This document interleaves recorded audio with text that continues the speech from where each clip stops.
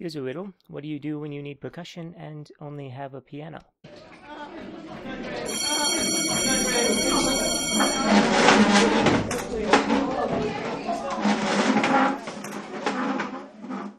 Okay, it's not a real riddle, but there is an answer. It's called prepared piano.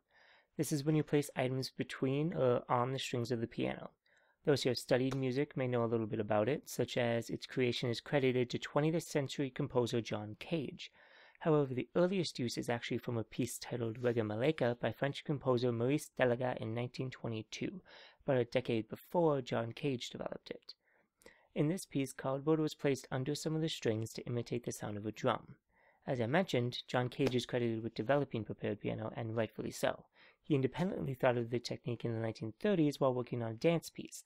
The fine arts school he worked at had a small recital hall with no room for a full percussion orchestra, but it did have a grand piano. Inspired by composer Henry Cowell's work where the piano player plucked and scraped the strings, he began playing around with them, eventually placing things like screws, bolts, and rubber in and around them, making the piano sound much more like the percussion instrument that it's classified as. As with many things he did, Cage's prepared piano went on to inspire other composers, such as Lou Harrison's tack piano, that puts nails and hammers of the piano, and Colin Nankero, who proficiently produced prepared player pianos.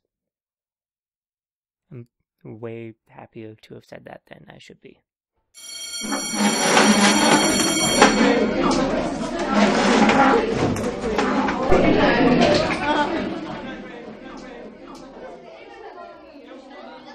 By the way, you can check out some of Cage's work and play around with your own prepared piano online using the links I provided for you. Riddle me this.